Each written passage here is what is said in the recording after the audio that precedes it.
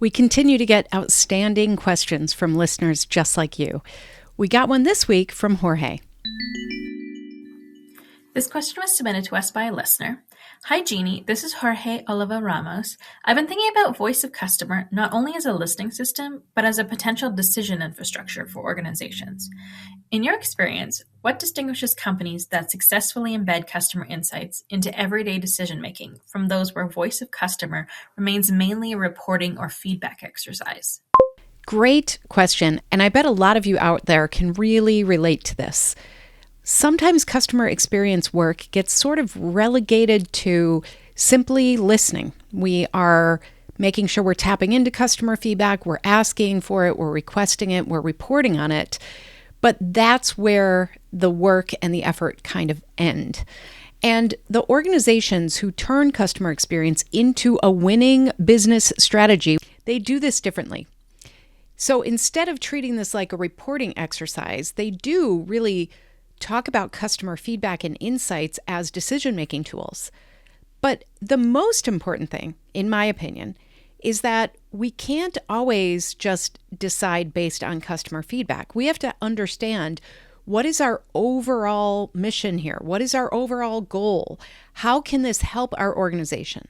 Because if we don't have that lens in combination with the customer feedback, then we might just be doing things for the whims of customers and not seeing those results that we need to get as organizations. So there are a couple of things that I think organizations who do this well have. And the first one is mindset, making sure that everybody's aligned around, okay, what are we trying to do for customers? What are their expectations? What is it that we are willing to invest in order to improve the customer experience? If we're just collecting a lot of ideas from feedback, if we're hearing a lot of complaints, this is where things become very ad hoc and fragmented. What we want to do is align around a centralized view of what the experience could be and why that's important, not just for our customers, but for our organization. We do this with something called a customer experience mission statement to try to get everybody around, this is who we are no matter what. Because if we don't have that lens when we're actually looking at feedback, then it's very easy to get caught up in one-off things that might feel disjointed.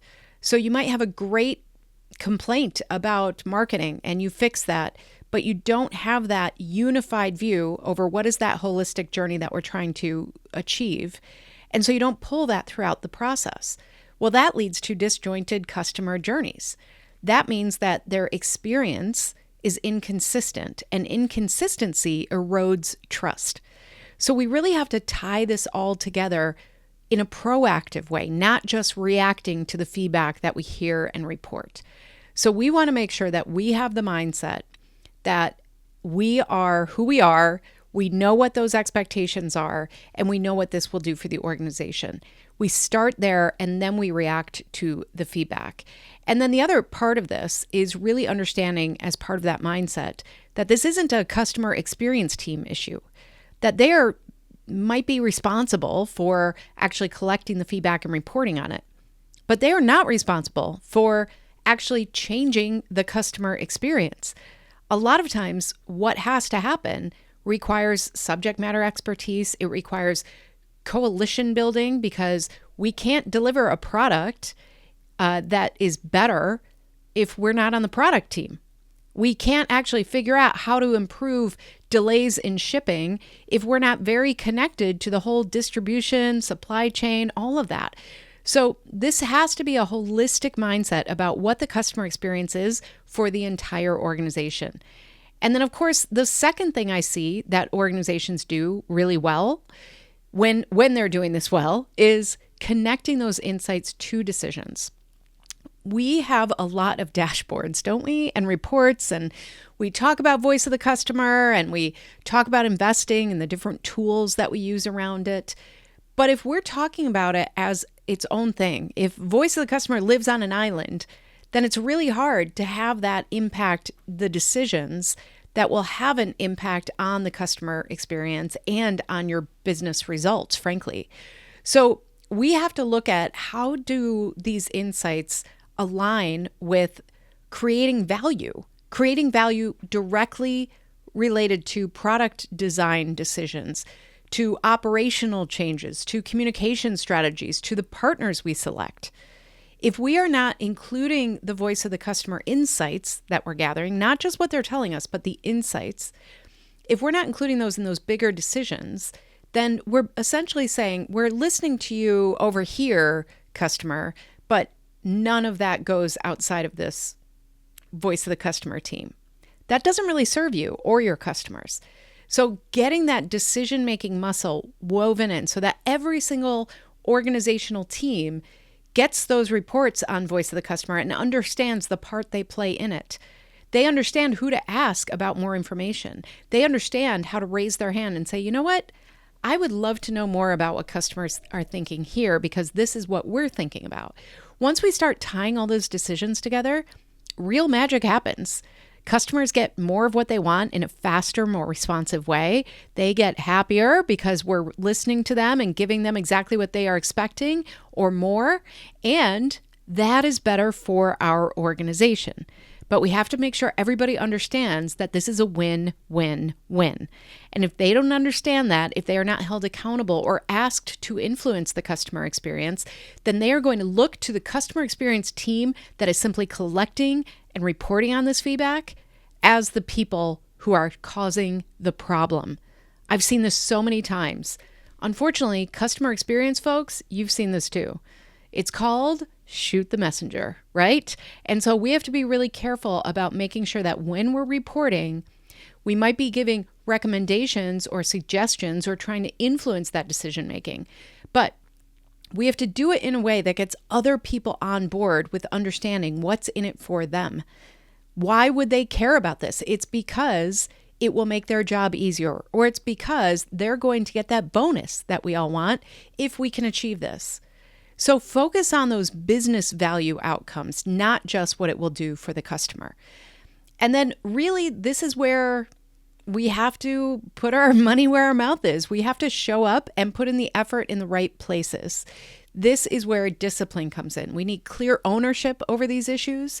We need to make sure there are consistent processes, not just in collecting the feedback and gathering the insights, but reporting out on what are we doing about this, on closing the loop with those customers, all of those things. We need real governance around this. And if we treat it like a side project or something that we're doing on the side of our desk, as they like to say, then we're not giving it the credence that it needs to get the attention and the influence and the accountability that we need throughout the organization. This is everyone's role. Everyone has to play a role because the customer feels it. They feel it when somebody in finance is doing something that makes their job a little harder. They feel it when supply chain isn't communicating. And so we're seeing delays on the customer side, even though we know better. We just didn't communicate. So there are so many ways we can weave in what we are hearing and gathering from customers and how that influences decisions about the business. And then the cycle of going back and saying to the customer, here's what we're doing about it. Here's what you can do about it. Here's what we want to know next, and give them part of this so that we are literally co-creating the experience with our customers. The big takeaway is that, you've heard me say this before, and I'm sure if you're asking this question, you already feel it. Collecting feedback is simply not enough. That is a step in the process. That is not the process.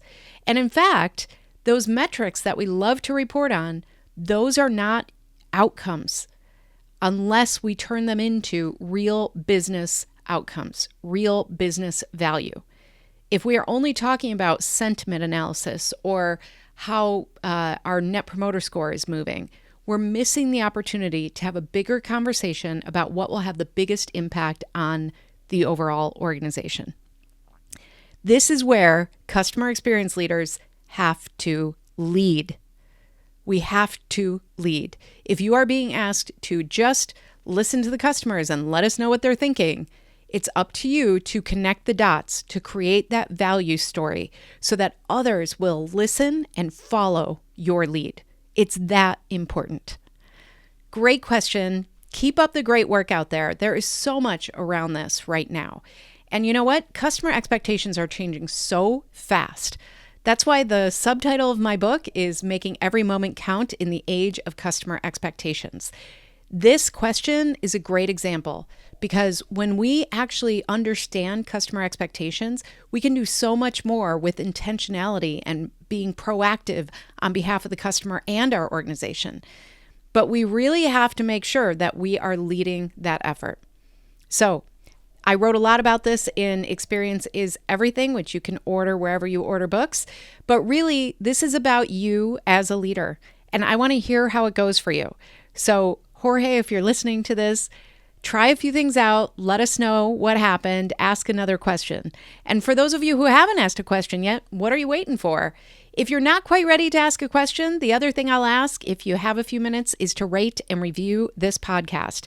If you're a regular listener, which I really appreciate, then please go ahead, check out on our show notes an easy way you can leave a rating. It really helps others discover our podcast and hear great questions like this from listeners just like you. Thank you so much for all you do. I will see you next time.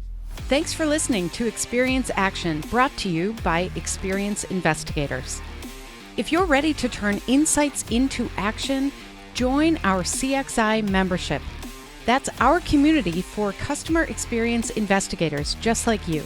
It's where CX leaders get the tools, support, and inspiration to move from ideas to true impact. And don't miss my new book, Experience is Everything, Making Every Moment Count in the Age of Customer Expectations. It's available now for pre-order. Learn more and reserve your copy at experienceinvestigators.com. Until next time, keep asking questions, keep improving, and keep leading with experience.